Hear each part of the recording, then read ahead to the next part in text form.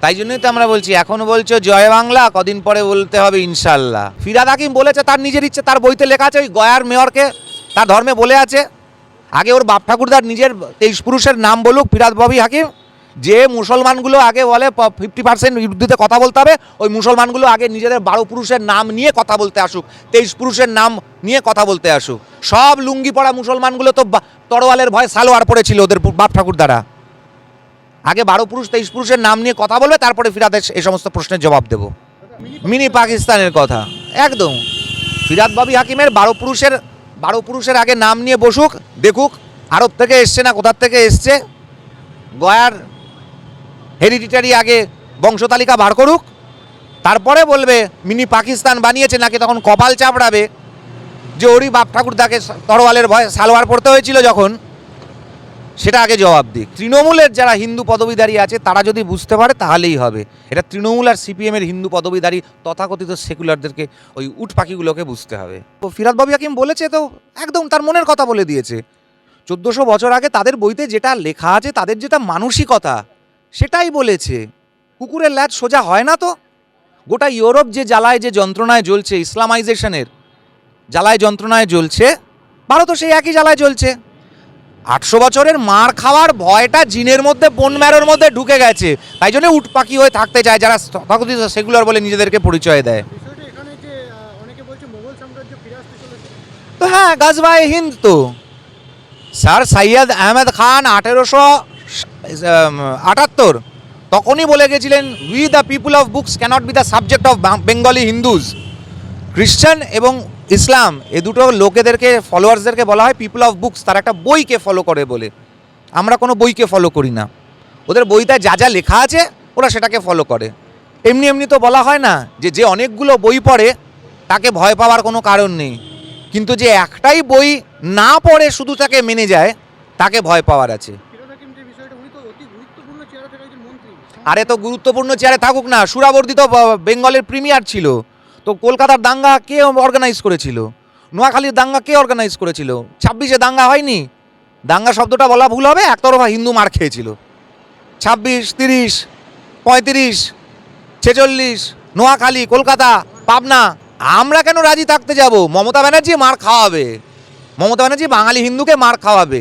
যারা তৃণমূল করছে, যারা সিপিএম করছে, যারা কংগ্রেস করছে, বাঙালি হিন্দু পদবীধারী 46-এও তারা কেউ বাঁচেনি, তারাও মার খেয়েছে। জ্যোতি বোস, ইলা মিত্র, প্রশান্ত সুর, সুজন চক্রবর্তী, বুদ্ধদেব ভট্টাচার্য, প্রমোদ দাশগুপ্ত সব ধুতি তুলে পালিয়ে এসেছিল পূর্ববঙ্গ থেকে। কেউ ইস্ট পাকিস্তানে থাকেনি বিশ্বমানব হয়ে। ধর্ম আপিমের নেশা বলে কেউ পূর্ববঙ্গে থাকতে পারেনি, একটাও বাঙাল। আমার পূর্বপুরুষও ফরিদপুর থেকে চলে এসেছিল, সব কিছু চলে গেছে।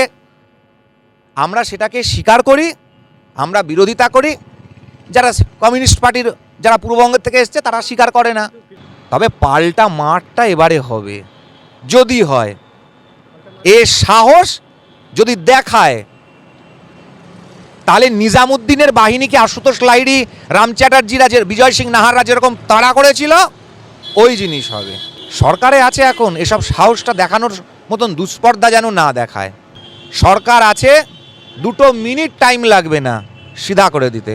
বয়ে গেছে আমার বলতে, আমি বাঙালি হিন্দুর ছেলে, আমি হিন্দু বাড়ির ছেলে, ঋষি বংশজাত বলছে, উস্কানি দিচ্ছে, মুসলমানের নেতা হতে চাইছে। 40% মুসলমান হয়ে গেছে পশ্চিমবঙ্গে, 40% মুসলমানের নেতা হতে চাইছে, এর বাইরে আর কিছু নয়। ওদিকে ওই আইএসএফ, ওই পীরজাদা, সেও মুসলমানের নেতা হতে চাইছে। সিপিএমও চাইছে মুসলমানের ভোট নিতে, কংগ্রেসও চাইছে মুসলমানের ভোট নিতে। ওই জন্য মমতা ব্যানার্জির আরেকটা ডার্ক হর্স তার উপর বেট করছে। টুক না, আজ না হোক কাল সরকার তো বদল হয়েই যাবে রে বাবা, প্রমাণগুলো তো থেকে যাবে।